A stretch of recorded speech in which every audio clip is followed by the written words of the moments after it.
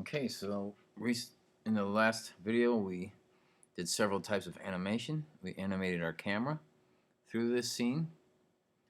We animated the different layers or creatures, the fog, simple animation, simple motions, transformations. And then we used the puppet tool to do some more subtle, realistic, detailed motions in our objects. Well, now we're going to see how we can add some effects. And I'm going to add a rain effect. What I'm going to do is click on my Dracula layer here. Layer, new. We're going to have a blank adjustment layer. Now, adjustment layers could have several basic transformation effects. We're not going to use those though. We're going to add an effect to this layer. You can add several, but I recommend just doing one effect per layer. For this one, we're going to simulate rain. There's all kinds of cool simulations here, snow and all kinds of other things. We're going to do rainfall. It may take a minute for that to go on there. As I scroll through here, you can see how there looks like there's rain falling through there. Sort of hard to see. It's a little small. It's pretty effective though. I could play this, and you can start to see some of the rain falling through there. It's going to take a bit to render that. You can see there's rain falling through there. So, I mean, that's good enough. You could just do that. Just have your basic rain effect on there.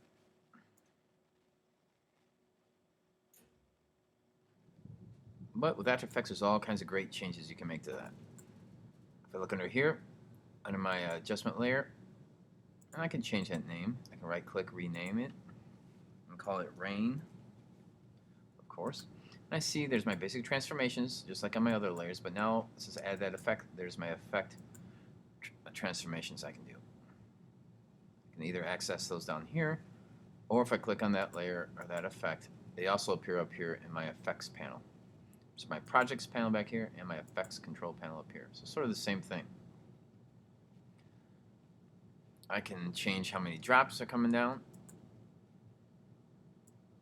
more or less. I'll do less. I can change the size.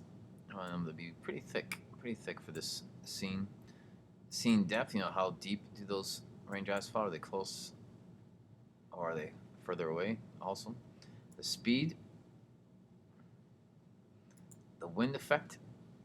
I can make a stronger wind so they're not straight down. They sort of follow different directions. Variation of the wind. I can make that really vary so there's a lot of scattered rain. Spread. How far apart are they? Opacity. Are they more see-through, less see-through? If you want to see them a little more, we can make them less opaque. What influences the background? I mean, how does it reflect the background to make it sort of more realistic?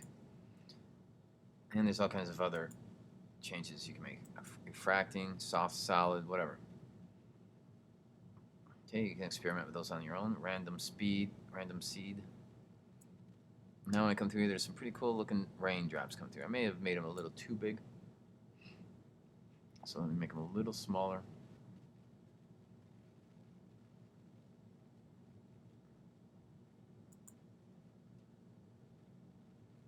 And not quite so opaque. There we go. Maybe a little more than that. There we go.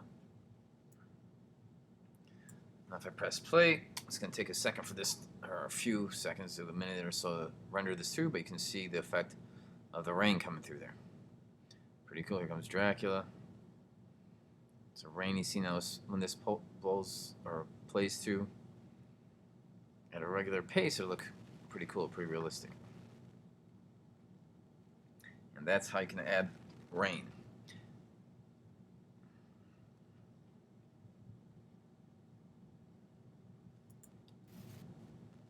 There you go, there's a regular speed. Pretty cool, creepy looking scene there.